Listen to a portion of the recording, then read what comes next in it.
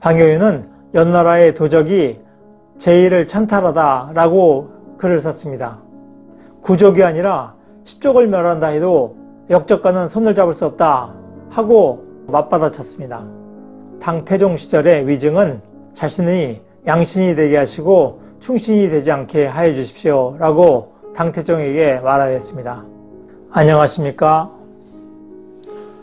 오늘은 충신과 양신이라는 주제입니다.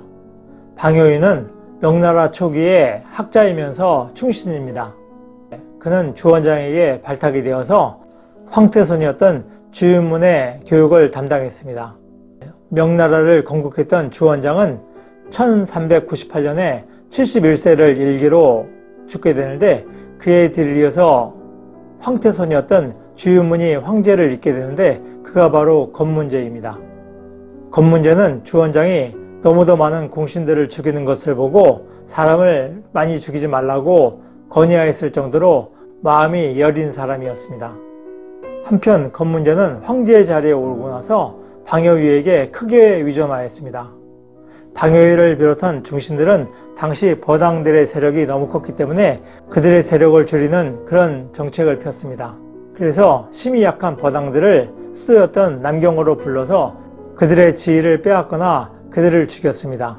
그렇게 해서 번왕의 세력을 축소시키고자 했습니다. 그런데 당시 번왕 중에서 가장 강한 힘을 갖고 있었던 사람은 연왕주체였습니다.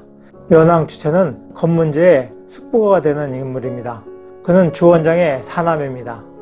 그는 1399년 7월 달에 난을 일으키는데 그 난을 정난의 변이라고 부릅니다. 이후에 1402년 7월 달에 연왕주체는 남경성을 포위하고 함락시킴으로써 마침내 천하를 잡게 됩니다. 그가 바로 제3대 황제인 영락제입니다. 그는 아프리카까지도 세력을 떨쳤던 강력한 황제였습니다. 한편 영락제는 방효유가 당대의 최고의 유생으로서 많은 사람들의 신망을 받고 있었기 때문에 그에게 자신의 즉위 초안을 쓰도록 명령하였습니다. 그런데 방효유는 연나라의 도적이 제1을 찬탈하다 라고 글을 썼습니다. 그걸 보고 영락제는 크게 분노했습니다. 그래서 만약에 네가 즉위초서를 쓰지 않으면 너의 구족을 멸하겠다 하고 협박하였습니다. 그 말을 듣고 방효유는 구족이 아니라 10족을 멸한다 해도 역적과는 손을 잡을 수 없다 하고 맞받아쳤습니다. 연왕주체는 크게 분노하여서 방효유의 입을 양쪽 기미까지 찢었습니다. 그리고 그의 두 귀를 잘라냈습니다. 그럼에도 불구하고 방효유는 영락제를 쏘아보기만 했습니다. 영락제는 방효유의 일가 친척을 모두 잡아들였습니다. 그래가지고 그들을 방효유가 보는 앞에서 한 사람씩 처참하게 처형했습니다. 그럼에도 불구하고 방효유는 굴복하지 않았습니다. 그러니까 영락제는 방효유의 제자, 방효유의 선후배, 친구 등 방효유와 친분이 있었던 모든 사람들을 잡아들여서 그들을 10족이라고 이름 붙여서 그들을 처형했습니다. 방효유는 이 모든 것을 강제로 지켜본 후에 맨 마지막에 처형당하였습니다. 방효유가 충신이라는 점에 이의를 제기할 수 있는 사람은 아마도 없을 것입니다.